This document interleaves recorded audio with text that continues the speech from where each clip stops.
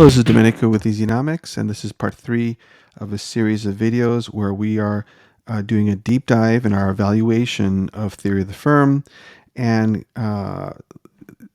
organizing and categorizing our thoughts so that we can link past knowledge within microeconomics towards the different market structures of theory of the firm to demonstrate the depth of our knowledge as a higher level student seeking to get that 7 on a paper exam.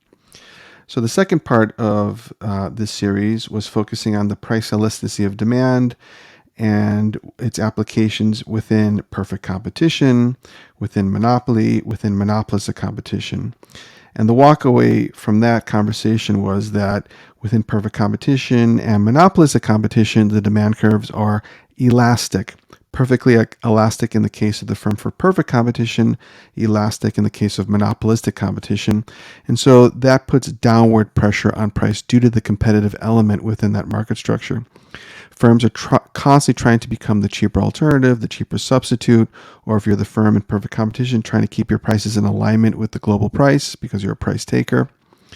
And that increases consumer surplus, but perhaps reduces the ability of the firm to maximize their producer surplus. So those are some talking points. And then when we look at monopoly, it's the opposite. Very inelastic demand curve. It enables the firm to raise price due to the direct relationship between price and total revenue. And so they'll raise price, total revenue, and that will increase their producer surplus at the expense of the consumer surplus. So if you want to see that video, those talking points, the outline for those talking points, it's always in the video notes below, but there'll be a link in the top right corner as well as in the below within the video notes. You'll find the link to part 2 as well as part 1. Let's go over briefly what has been covered in part 1 and part 2 and what we will cover in part 3 of this video series. So part 1 and part 2 focused on allocative and productive efficiency with regards to perfect competition in graph A and B, monopoly in graph C, and monopolistic competition in graph D. So you can find the link in the video notes below, and there'll probably be a pop-up link here in the top right corner. So that was the focus of part 1. Part 2, which I was just going over, was focused on PED, this element right here. So this was part 2, the applications of our knowledge of price elasticity of demand and discussing its impact on the firm, price taker, price maker. Do they have the incentive to raise price, lower price? If you face competition, you want to be the cheaper substitute.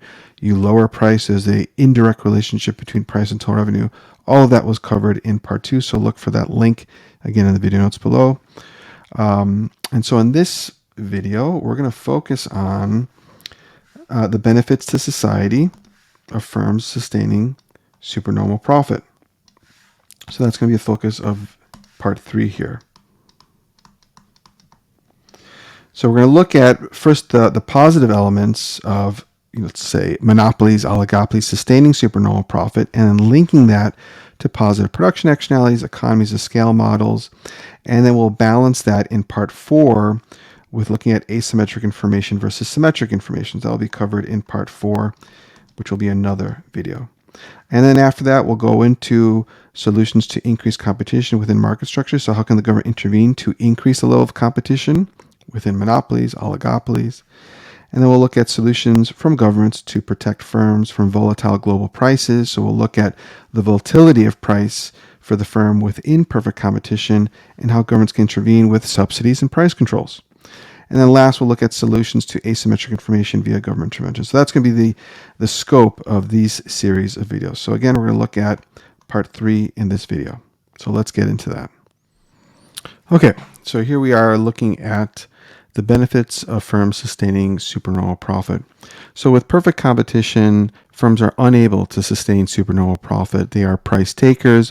Whatever the industry price is the price they must take. And in the long run, they will always gravitate towards normal profit, which limits their ability to take that abnormal profit and invest in, as we're going to talk about, research and development and economies of scale.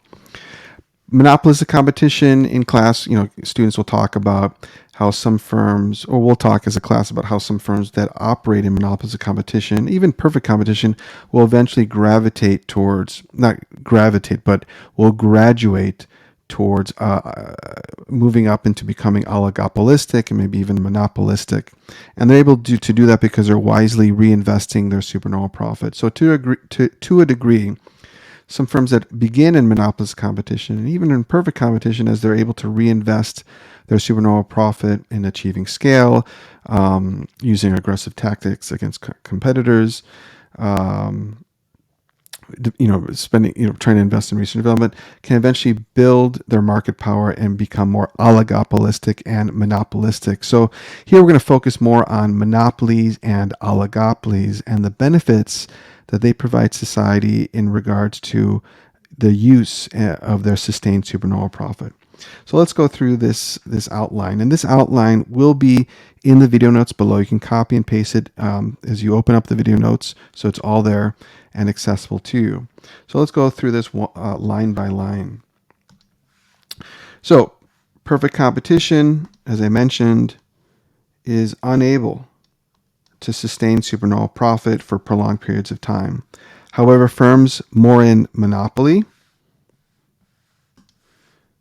and oligopoly, this is the focus of this discussion, looking at monopolies and oligopolies, they can sustain that supernormal profit for prolonged periods of time. And so they're going to use that to build kind of a moat around their business, to build higher barriers to entry, to keep the competition at bay, to push them back. One of the ways that they can do that is firms with sustained supernormal profit can invest in, let's start with research and development. So one great real world example of that is Google. Google investing their abnormal profit in providing to society things like Google Maps, Google Glass, which was kind of these eyeglasses that you could wear. It didn't work out so well. Perhaps that technology will come back. Google Translate, Waymo, which is a self-driving car technology, and we can also put Google Classroom into that category. Google Classroom, which many of us are using as part of our education. And these are free resources provided by them as a result of their spending on research and development and providing these resources towards society. So I'm going to now refer to another video tutorial I have that goes into more detail about that, and that'll be linked as well. And we'll see in this image within the video that R&D is a positive production externality. So this is important. You can connect prior microeconomic knowledge to theory to firm to demonstrate knowledge. You can highlight how research and development is a positive production externality. And we'll look at that image at QM. We'll see the social benefits greater than social costs. There's spillover benefits to society as a result of that research development on new technologies. The spillover benefits to society of using Google Classroom for free, Google Maps for free, allowing us to be more productively efficient, arrive from point A to point B as we're traveling by car or walking within the city, and so forth. So it improves our efficiency as a society. Investment spending on supernormal profit by firms on research development generates new technologies. And in the case of pharmaceutical companies that are oligopolistic, it can lead to new pharmaceutical drugs that again could spill over and improve the economic well-being of society. So that's another evaluative point. So if we look at this video, and again, this is going to be linked below. In this video, I go into detail about this. I illustrate a monopoly model and how Google in the market for search engine tech is generating that abnormal profit, and they can reinvest that profit into research and development.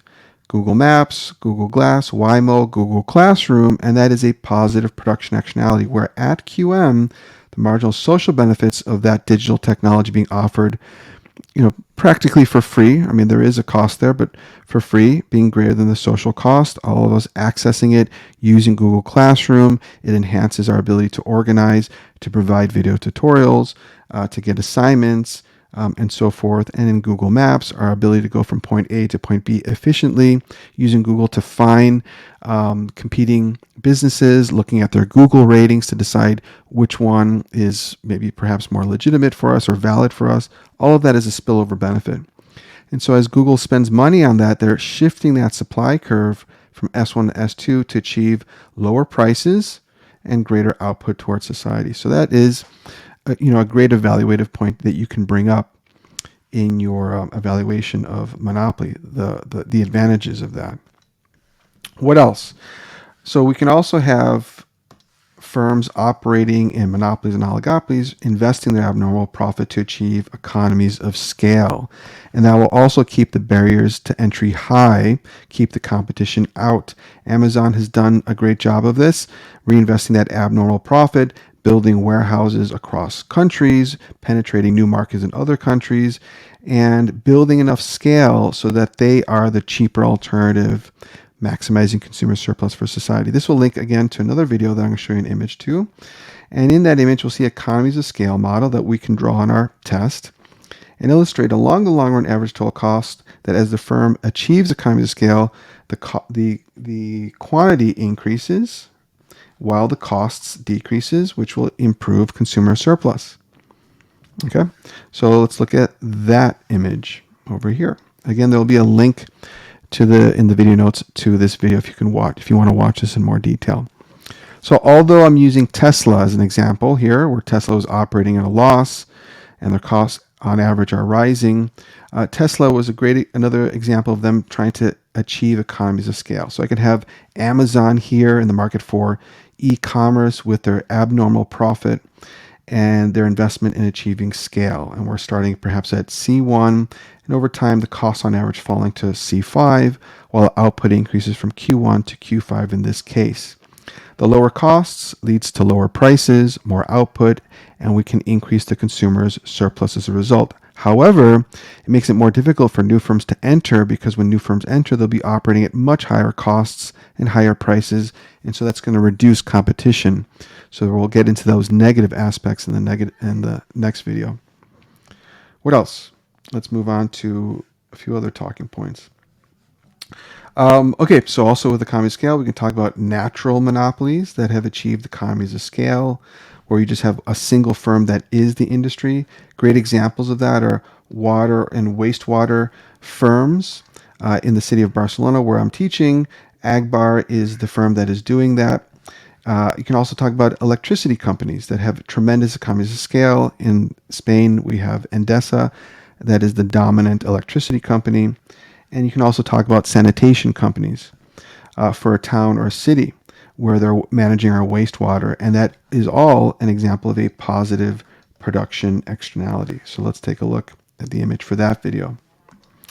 So here I was using natural monopolies providing a public good in the market for water and wastewater management. We might take it for granted that we have water coming out of our sinks that's nice and clean. It keeps us in our societies, maintains the sanitation of our society. And also we, flush our toilets, the water from our bathtubs goes down the drain. All that wastewater is also managed by these natural monopolies. And they, run that water through filters, keep it clean, and, reduce the bacteria that we're exposed to. So it keeps towns, cities of high population density safe, clean, and so forth. So that is a massive spillover benefit. So in this video, I talk about these water companies as a natural monopoly, generating that supernormal profit, and how they're investing in achieving economies of scale.